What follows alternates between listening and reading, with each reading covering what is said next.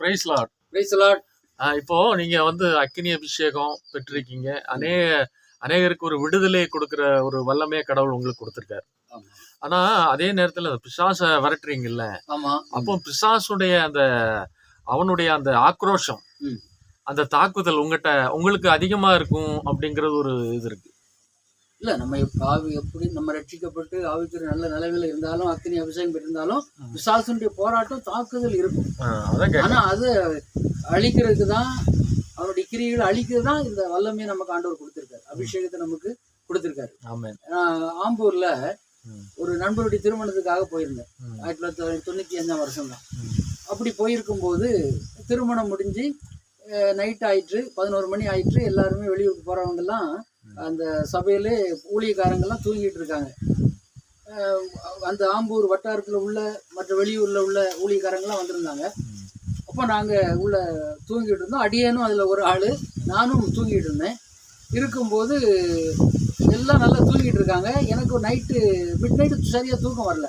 ஆனால் என்ன சுற்றிலும் ஆண்டவருடைய அக்கினி மேகத்திரள் போல் அப்படியே அசைவாடிக்கிட்டு இருக்கு. அதை நான் பார்த்துக்கிட்டு இருக்கேன். விழிச்சிருந்து பார்த்துக்கிட்டு இருக்கேன். அப்போ திடீர்னு நைட்டு 1 மணி இருக்கும். தன்னுடைய குதிரை வாகனத்தோட ஒரு துஷ்ட ஆவி வந்து நிற்குது. வெள்ளை குதிரை வாகனத்தோட நிற்கும் போது அது அப்படியே சர்ச்சு வாசல்ல நிற்குது. என்ன அப்படியே பார்த்து பயங்கரமா முறைக்குது. ஒரு ஸ்டெப்பு கூட அதனால எடுத்து உள்ள வர முடியல. ஏன்னா ஆண்டவருடைய பிரசன்ஸ், தூதர்கள் இருக்கிறதுனால அவங்க கிட்ட நெருங்க முடியல. அப்படி திடீர்னு கொஞ்ச நேரத்துல என்னல இருந்து அந்த அக்கினி போய் அவனை அப்படியே பற்றி பிடிக்குது. அந்த தூதர்கள்லாம் அவனை அடிக்கிறாங்க. அடிச்ச உடனே அவன் அப்படியே மூச்சு திணற மாதிரி தாக்கு பிடிக்க முடியாம வந்த வழிய வேகமா தன்னுடைய குதிரை வாகனத்துல ஓடிடுதான். ஆனா இந்த வின்சென்ட் யார்ட்டையும் சொல்லல. ஆனா அந்த சபையில வெளிப்பாடு, தீர்க்க தரிசனம் இதெல்லாம் நம்ப மாட்டாங்க. ரட்சிப்பு மாத்திரம் தான், வசனம் தான், அதுக்கு மேல எதுவுமே இல்லை அப்படின்னு சொல்லி அவங்க போதிப்பாங்க. அதே இப்படிதான் வழி நடத்தப்பட்டிருக்காங்க. ஆனா சில வருடங்களுக்கு அப்ப நான் சேலத்துல இருக்கும்போது அந்த சபையை சார்ந்த ஒரு சில ஊழியக்காரங்க வந்திருந்தாங்க. அதுல ஒருத்தர்கிட்ட கேட்டேன் இப்படி அப்படின்னு சொல்லிட்டு கேட்கும்போது, அவரு நீங்க சொல்றது உண்மைதான் பிரதர், அந்த வரும்போது குதிரை சவுண்டு மாதிரி கேட்குமா, டக்கு டக்கு டக்கு டக்குன்னு குதிரை சவுண்டு மாதிரி கேட்குமா. அது அந்த ஊழியக்காரர் சபையில இறந்துட்டாரு. அவங்க மனைவி அதை பார்த்து அப்படியே அழுகுவாங்க அப்படின்னு அவர் என்கிட்ட சொன்னார். அது உண்மைதான் அப்படின்னு சொல்லி சொன்னார். அவன் தள்ளப்பட்ட தூதன், நமக்கு ஆண்டு வெளிப்படுத்துறது அவன் ஒரு விழுந்து போன தூதன், அந்த பகுதியில் கிரியை செய்கிற ஒரு தள்ளப்பட்ட தூதன் அப்படிங்கிற வெளிப்பாடு நமக்கு கிடைச்சது. பிறகு அந்த மனுஷருக்கு மூலமாக நம்ம விசாரிக்கும் போது அது இன்னார் அப்படிங்கிறத அவர் நமக்கு சொல்லிட்டார். இது ஒரு இன்னொரு முறை நான் ஓசூர்ல கிளமங்கலம்னு சொல்லி ஒரு இடம், பகல் ஒரு 12 மணிக்கு ஒரு நண்பர் ஒருத்தர் வர சொன்னார். வேற ஒருத்தருமா போயிட்டு இருக்கும்போது பகல்ல ஒரு கோழிக்கூடு, நம்ம ஊர்ல கோழிக்கூடு வச்சிருப்பாங்க, அதே மாதிரி கோழிக்கூண்டு. ஆமா, கோழிக்கூண்டு. அதே மாதிரி ஒரு சின்ன ஒரு கோயில் போயிட்டு இருக்கும்போது திடீர்னு கருப்பு கோடுமா, அந்த நேரம் அது வந்திருக்கு, அது உள்ள போய் உட்கார்ந்துருக்கு. கருப்பு கோடு மாதிரி என் நெஞ்சில அடிச்சுது. அடிக்கும் போது நெஞ்சில ஒரு எரிச்சல் சுள்ளுன்னு வந்தது. வந்த உடனே நான் என்ன பண்ண, அடுத்த கணமே என்னல இருந்து அந்த சுட்டரிக்கிற அக்கினி ப்ளூ கலர் கதிர் மாதிரி அவனை போய் சுட்டு உடனே அவன் அப்படி இந்த வாழை பாம்பு எப்படி வாழை சுருட்டுற மாதிரி அப்படி சுருட்டி உள்ள எழுத்து அந்த கூண்டுக்குள்ள போயிட்டு. அப்போ நான் நினைச்சேன், ஆனா இன்னைக்கு வேற ஒரு உலகத்தானா இருந்தா கரெக்டா வந்துற நேரம் அவன் சந்திச்சுக்கிட்டான். நெஞ்சில ஏதாவது ஒரு பாதிப்பு உண்டாகி அவனை சுருண்டு விழுந்து ஹார்ட் அட்டாக்ல செத்து போனான்னு தானே சொல்லுவாங்க.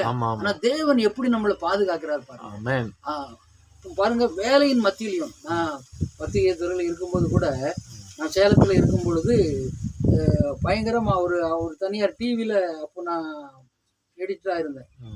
அப்பெல்லாம் டே அண்ட் நைட் ரொம்ப ஒர்க் பண்ணணும். நைட்லாம் படுக்க 11 மணி. அப்போ இந்த சூழ்நிலையெல்லாம் படுத்து ஜெபம் பண்ணிட்டு தான் நான் படுப்பேன். ரொம்ப கஷ்டமா இருக்கும். அப்போல்லாம் உயிர் போறக்கூடிய ஸ்டேஜ் மாதிரி அந்த மாதிரிலாம் இருந்தது. அப்புறம் நான் சரி அது வேண்டாம்னு சொல்லிட்டு சேலத்துக்கே வந்துட்டோம். சேலத்துக்கு வரும்போது ஒரு நாள் சாயங்காலம் நைட் ஷிஃப்ட் 8 மணிக்கு, ஒரு 5 மணிக்கு நான் ஜெபம் பண்ணிக்கிட்டு இருக்கும்போது ஆண்டவர் பயங்கரமான அக்கினி ஸ்தம்பமா மேலே இறங்கினார். இறங்கும் போது உன்னை எப்படியா உனக்கு ஹார்ட் அட்டாக்கை கொண்டு வந்து 2002 நடந்த சம்பவம் இது. எப்படியா உனக்கு ஹார்ட் அட்டாக் கொண்டு வந்துடணும்னு தட்டிடணும்னு இருக்கான்.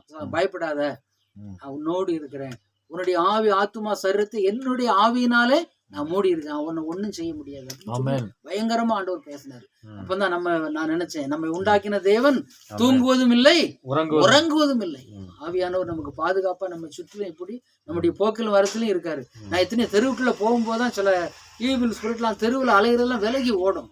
சில ஆவிகள்லாம், சில துஷ்ட ஆவிகள்லாம் என்ன செய்யும், விலகி ஓடுறது வெளிச்சமா இருக்கும். அந்த வெளிச்சத்துக்கு முன்னாடி அது ஃபேஸ் பண்ணி வர முடியாது, ஃபேஸ் டு ஃபேஸா நமக்கு வர முடியாது. ஆண்டவருடைய அந்த வல்லம் அக்கினி இருக்கால எரிச்சு கொடுங்கி போகும். நிறைய நான் பார்த்துருக்கேன்.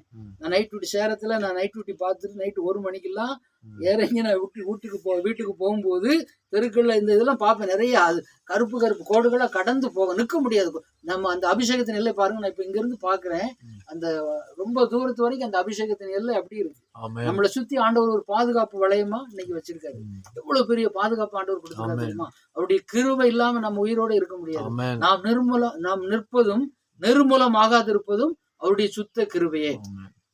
என்னோட சேலத்துல ஒரு தடவை ஒரு பொல்லாத இது என்னுடைய கோட்டை அப்படின்னு சொல்லிட்டு என்ன பண்ணுது, பயங்கரமா போ இயேசுவின் நாமத்துல வானம் பூமியும் கர்த்தருடையது அப்படின்னு சொன்னோடனே அது இப்படி அவன் என்ன செய்வான் மோதி பார்ப்பான். ஆனால் அவனால ஒண்ணுமே பண்ண முடியாது. அவருடைய அனுமதி இல்லாம நம்ம தலையிலுடைய மயிர் ஒண்ணு கூட என்ன செய்யாது, உதிராது. வேதம் சொல்லுது இல்லை, நம்ம படிச்சிருக்கோம்ல.